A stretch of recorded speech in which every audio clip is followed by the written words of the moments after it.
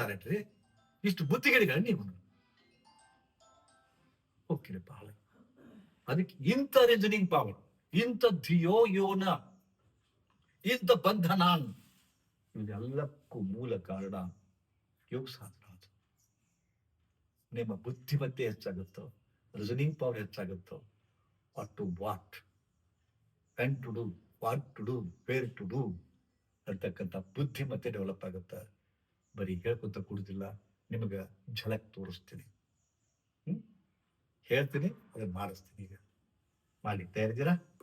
ಒಂದು ಅದ್ಭುತ ಕ್ರಿಯಾ, ಅದು ಅದ್ಭುತ ಕ್ರಿಯಾ. ಸೀದಾ ಕೂತ್ಕೊಳ್ಳಿ. ನೀವೇನ್ ಮಾಡ್ಬೇಕೀಗ? ಏನ್ ಮಾಡ್ಬೇಕಂದ್ರೆ ನಿಮ್ಗೊಂದು ಭ್ರಮ ಅದು. ಏನ ಇಪ್ಪ ಊಟ ಮಾಡ್ಲಿಕ್ಕೆ ಮನ್ಸು ನಿಸ್ಸತ್ತಾಗಂತ ಬಂತು, ಊಟ ಮಾಡ್ಲಿಕ್ಕೆ ನಿಸ್ಸತ್ತಾಗತ್ತಂತ ಹಿಂಗೆಲ್ಲ ಕಲಕ ಆಗೈತಿ ಎಲ್ಲ ಕೈ ಅಂತ. ಇವತ್ತು ಮಧ್ಯಾಹ್ನ ಊಟ ಮಾಡಿರಲ್ಲ, ಹಿಂಗಾಗಿ ಕೈಕಾಲು ಸೋರ್ ಬಂದಂಗ ಅನ್ಸುತ್ತ.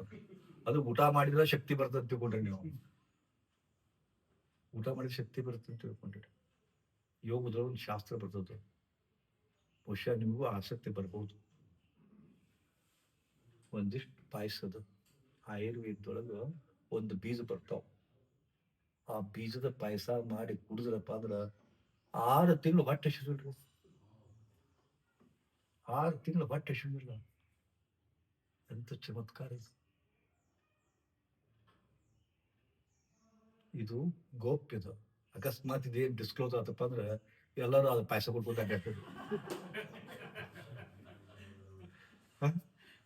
ಪಾಯಸ ಕೊಡ್ಬೋದು ಅಡ್ಡಾಡಿದ್ರೆ ದುಡಿತಾರೆ ಯಾರು? ಈ ಮೊದ್ಲ ಎತ್ತಿ ಯಾರು ಬರವಲ್ರಿ. ಈ ನಮ್ಮ ಆಶ್ರಮ ನೋಡ್ರಿ, ಹೆಚ್ಚು ಒಂದ ನಮ್ಗೆ 10-15 ಬೇಕಾಯವ 6-7 ಮಂದಿ ಒಳಗೆ ಗುದ್ದಾಡ್ತೀವಿ ನಾವು. ಒಬ್ರು ಬರವಲ್ರಿ. ಬರ್ತಾರ, ಪಗಾರ ಎಷ್ಟು ಕೇಳ್ತಾರ? 35,000 ಕೊಡ್ರಿ ಅಂತ ಕೇಳ್ತಾರ. ಮತ್ ಮಾಡ್ತಾರೇನು? ನಾವು ಹೋದಾಗ ಆಟ ಮಾಡೋದು. ಅವರು ನೋಡ್ಬೇಕು, ಅವ್ರಿಗೆ ಹಿಂಗ್ ಮಾನಿಟರಿಂಗ್ ಮಾಡ್ಬೇಕು.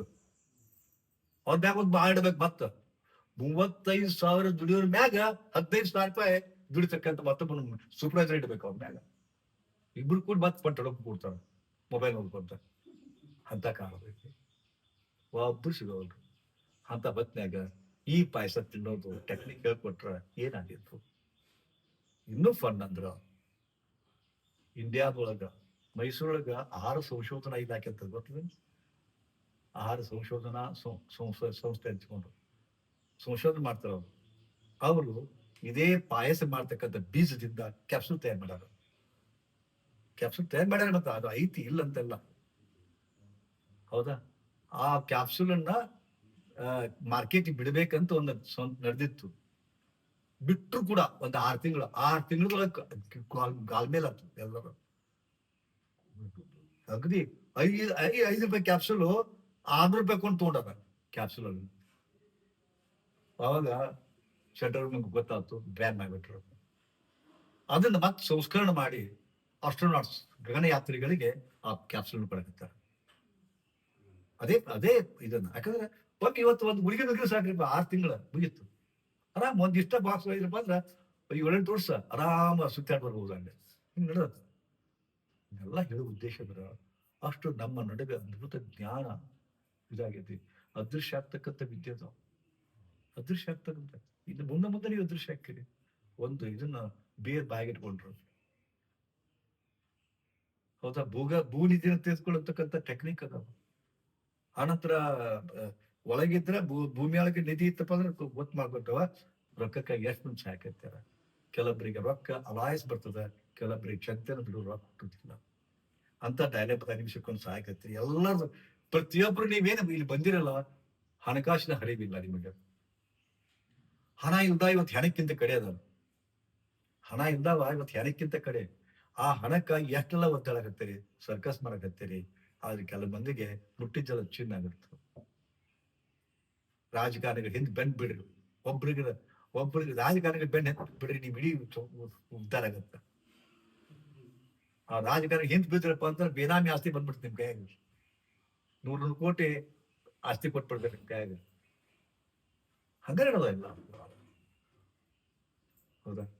ಇದೆಲ್ಲ ಹೇಳೋ ಉದ್ದೇಶ ಏನಪ್ಪಾ ಅಂದ್ರ, ರೀಸನಿಂಗ್ ಪವರ್ ಒಂದು ವಿವೇಚನಾತ್ಮಕ ಶಕ್ತಿ, ಒಂದು ಧನದಾಯಿ ಶಕ್ತಿ, ಆರ್ಥಿಕ ಶಕ್ತಿ, ಇವನ್ನೆಲ್ಲ ಡೆವಲಪ್ ಮಾಡ್ಕೊಳಕ ನಮ್ಮಲ್ಲಿ ಒಂದು ದೈವಿ ಶಕ್ತಿಯನ್ನು ಕ್ರಿಯೇಟ್ ಮಾಡ್ಕೋಬೇಕು. ಮುಟ್ಟಿದ ಚಿನ್ನದ ನಾ ಹೆಂಗ್ ಹೇಳಿದೆ ಹಂಗ ಪ್ರತಿಯೊಂದು ಕಾರ್ಯ ಯಶಸ್ವಿ ಆಗ್ತದೆ. ಈಗ ನಿಮ್ಗ ವ್ಯಾಪಾರ ಏಕದಮ್ ಸರಿ ಇಲ್ಲ ಅಂತಿಲ್ಲ, ಈ ಶಕ್ತಿಯನ್ನು ತಗೊಂಡ್ಬೇಕಾರ ವ್ಯಾಪಾರ ನೀವು ಹೇಳಿದಷ್ಟಾಗುತ್ತೆ, ಕೇಳಿದಷ್ಟಾಗುತ್ತೆ. ಈ ಶಕ್ತಿಯನ್ನು ತಗೊಂಡಿರ್ಬೇಕಾರ ನಿಮ್ಮ ರೊಕ್ಕ ಎಷ್ಟು ಬೇಕಾಷ್ಟು ಬರ್ತದೆ. ಸಿಂಪ್ಲಿ ಸಿಂಪ್ಲಿ ಯಾರ್ದದು ಆಫ್ ಮಾಡ್ರಿ.